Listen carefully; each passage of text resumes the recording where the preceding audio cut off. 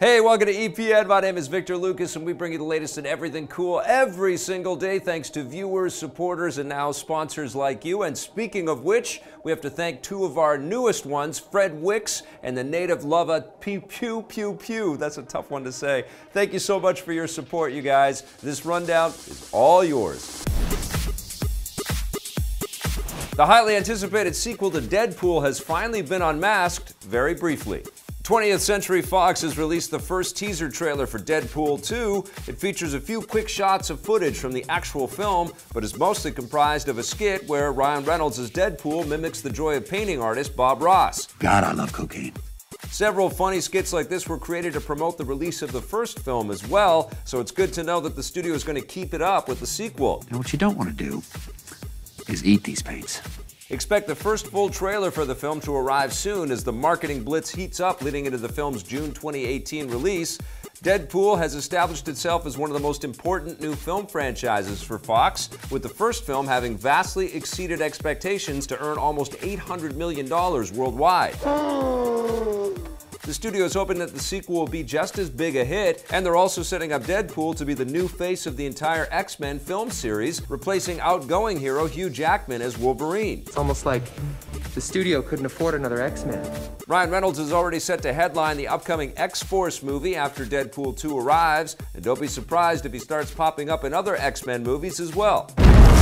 Woo! Superhero landing!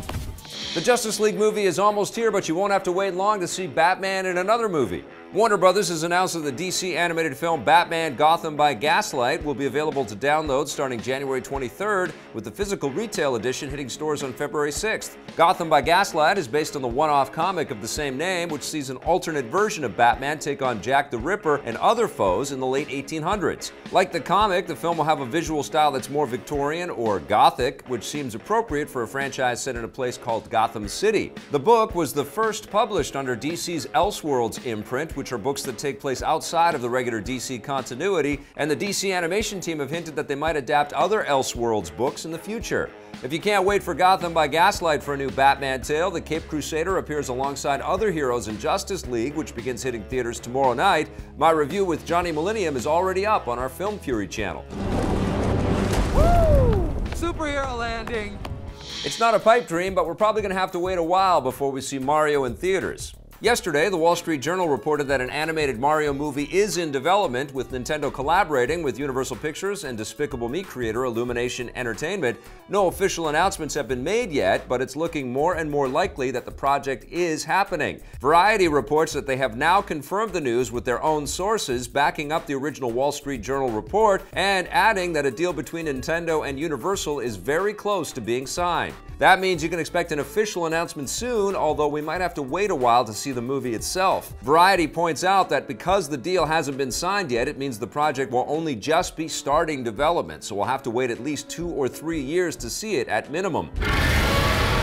We can't wait, not just for the film, but the impact this could have on the entire video game industry. Mario is easily the most iconic video game character of all time and is loved by people all over the world, so if anyone can make a video game movie work, it's him. Hopefully it's better than the live-action Mario movie from 1993.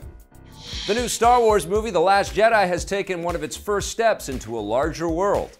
Disney has announced that a revamped version of the Star Tours attraction will open at Disneyland Hollywood this Friday and find its way to other Disneyland parks across the globe in the coming weeks. The studio has updated the attraction to include the new planet Crate from the upcoming film The Last Jedi, placing riders in the middle of the epic battle glimpsed in the film's trailers. This isn't the first time Star Tours has been updated like this. The attraction, which first opened in 1986, has already been updated and renovated several times over the years to incorporate new elements from the more recent Star Wars films. It's no surprise that Disney would want to include The Last Jedi as well, especially as the film draws closer and closer to release. Star Tours isn't the only Star Wars attraction at Disneyland. They're currently working on an entire Star Wars themed land that will include multiple rides, attractions, and other tourist traps. That will open in 2019. The Total War franchise is getting bigger and also getting smaller at the same time. Sega and the Creative Assembly have announced Total War Saga: Thrones of Britannia, an all-new game in their long-running RTS franchise. This one will take place during the Viking invasion of Britain in the late 9th century, with the British kings and Norse warlords all fighting each other for dominance. This is the first game in the new Total War Saga spin-off series, which Sega and the Creative Assembly first announced they were doing earlier this year.